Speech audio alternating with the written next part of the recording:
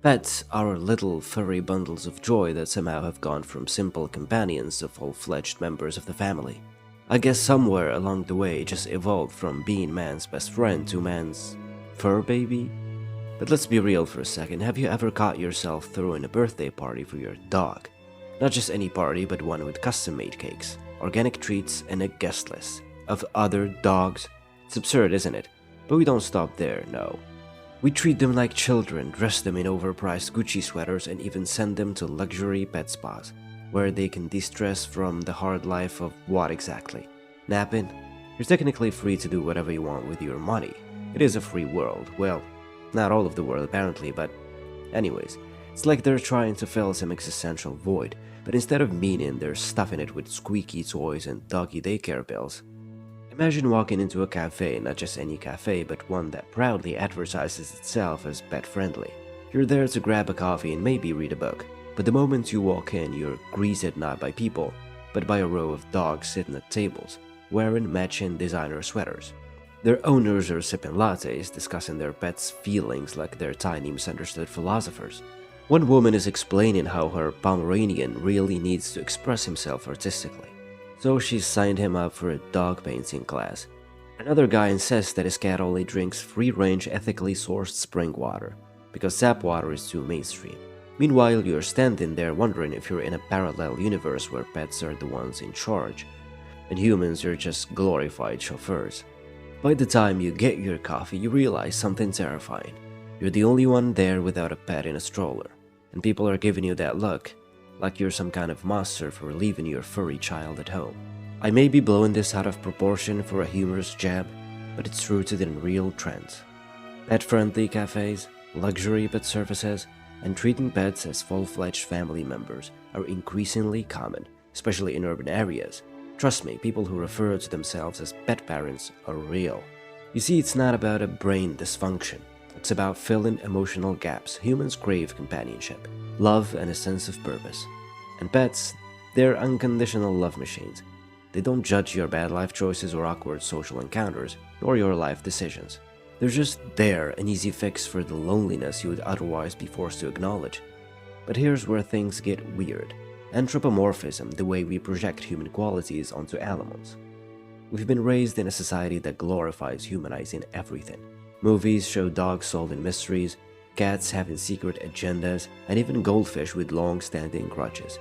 No wonder you start seeing your pug as an underappreciated philosopher, or your hamster as a misunderstood genius. And of course, capitalism saw an opportunity to turn this bond into a multi-billion-dollar industry. Now, instead of spending your hard-earned cash on something practical, you're buying gourmet salmon treats and customized raincoats for your dog. Because who wouldn't want their pets to look cute while doing their business in the rain, right? This is the result of emotional vulnerability plus clever marketing. It's a perfect storm. The pet industry feeds off our loneliness and offers pets as the solution. And who can resist that warm, fuzzy marketing? Suddenly, the person who once laughed at doggy yoga is now booking a session for Fluffy.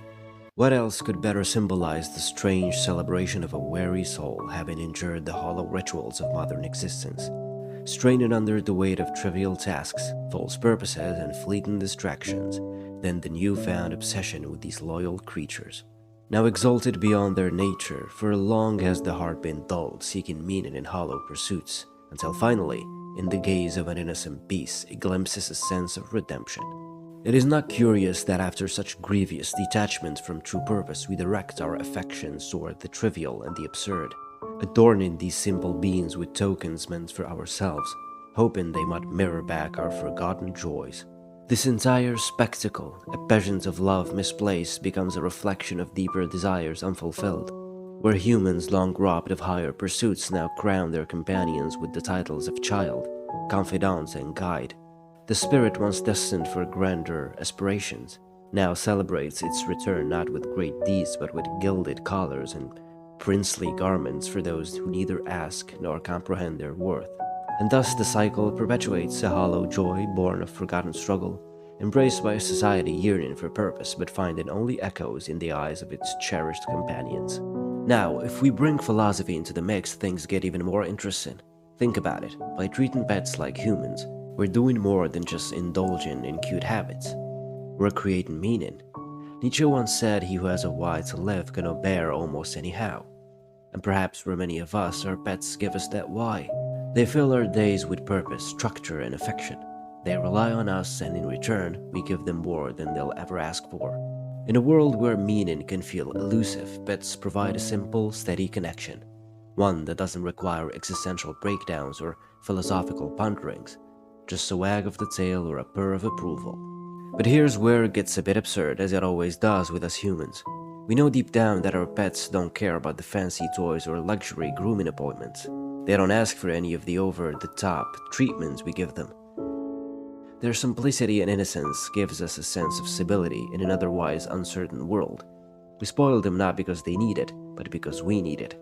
The real question remains, is this need to project our hopes and fears onto our pets a testament to our compassion, or merely an avoidance of confronting the emptiness we feel? In the end, to treat animals as extensions of our longing for meaning may offer temporary solace, but it distracts us from the harder truth that we must find purpose within ourselves rather than in the reflection we force upon them.